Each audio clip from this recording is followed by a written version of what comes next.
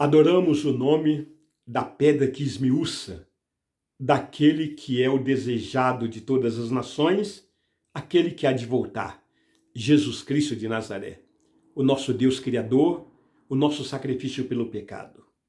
Olá, amados, tudo bem? Eu sou o Bispo Antônio Oliveira, falo a partir de São Paulo, no Brasil, o seu companheiro do estudo da Palavra de Deus. Agora estaremos estudando na aula de número 29, Palavra Poderosa. E o tema que estamos tratando nesses estudos fala a respeito de o plano da salvação. E dentro de uma abordagem, estamos falando sobre a conversão e vida com Jesus Cristo. Queridos, nós louvamos a Deus por essa rica oportunidade. Te convidamos a você estar conosco nessa série de estudos. Você pode estar nos acompanhando através das nossas plataformas digitais. Nós temos o nosso endereço no Instagram, que é Palavra Poderosa Antônio Oliveira. Ou também temos no YouTube, chama Canal Palavra Poderosa. Será uma grande satisfação, um imenso prazer estarmos juntos nesta caminhada. Dê o seu like, compartilhe esses estudos com outras pessoas e inscreva-se no nosso canal, porque nós fazemos então dessa maneira uma corrente indestrutível, uma união, porque juntos nós chegaremos mais longe, juntos nós conquistaremos melhor. Portanto, em nome de Jesus, vamos juntos saborear desse banquete que o Senhor tem nos preparado, que chama Palavra de Deus. Amados, nós estamos fazendo uma série de estudos dentro dessa abordagem que acabamos de falar e agora nós queremos falar como nós devemos andar depois de redimidos, depois que nós somos salvos, depois que aceitamos a Jesus. Segundo a palavra de Deus, nós devemos andar em louvor. Está escrito em Salmos, capítulo 103, versículo 1 e 2. Bendize a minha alma ao Senhor, e tudo que há em mim bendiga o seu santo nome. Bendize, ó minha alma, ao Senhor, e não te esqueças de nenhum só de seus benefícios. Ainda no profeta Isaías, no capítulo 35, versículo 10, está escrito o seguinte: os resgatados do Senhor voltarão e virão a Sião com cânticos de júbilo. Alegria eterna coroará a sua cabeça. Gozo e alegria alcançarão, e deles fugirá a tristeza e o gemido. Que tremendo, né? Promessa para aqueles que andam com o Senhor, aqueles que são redimidos.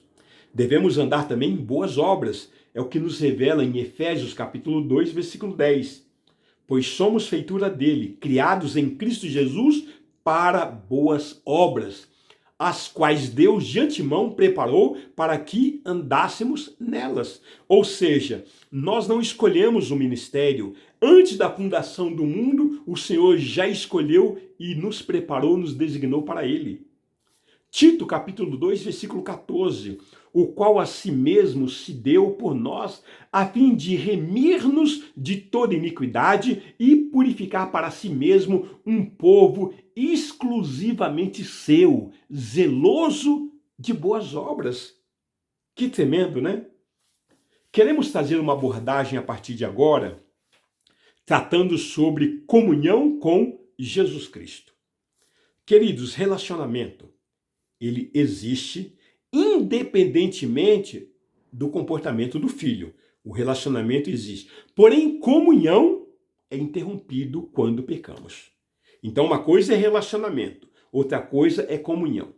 Em 1 Coríntios, capítulo 2, versículo 14, nós percebemos aí uma revelação quanto ao homem natural. Ora, o homem natural não aceita as coisas do Espírito de Deus porque eles são loucura. E não pode entendê-las, porque elas se discernem espiritualmente. Então o homem natural, aquele que não é convertido, não entende as coisas de Deus, não entende a palavra de Deus. Então há necessidade primeiro da conversão para que depois essa pessoa passe a entender. Em 1 Coríntios capítulo 3, versículo 3, nós vemos o comportamento do homem natural. Veja bem, porquanto, havendo entre vós ciúme e contenda, não é que sois carnais e andais segundo o homem?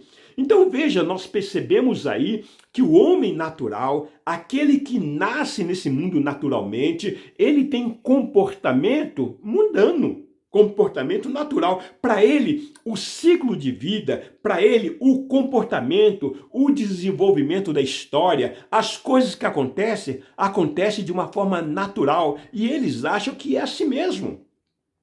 Então, falar para esse homem sobre coisas espirituais, ele não entende. E quando ele busca se envolver com coisas espirituais, geralmente ele se envolve no ocultismo. Ou seja, ele cultua um Deus que ele não sabe quem é. Não é pessoal, ele não fala com ele, às vezes até reza, faz umas ladainhas, mas não existe o retorno, não existe a resposta, não existe nenhuma evidência de que aquele Deus que ele está cultuando realmente esteja com ele. E sem saber, ele está cultuando demônios. Por quê? Não é um Deus pessoal, é um Deus estranho, é um Deus da farsa, é um Deus da mentira, é um Deus do faz de conta. Tanto é que essas pessoas, de tempo em tempo, elas andam pulando de fé.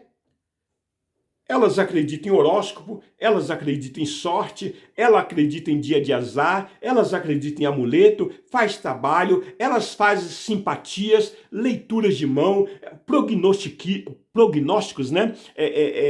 Adivinhações e faz uma série de rituais. Por quê? A pessoa está andando no escuro, na penumbra. Ela vai atrás de conselhos de pessoas que não têm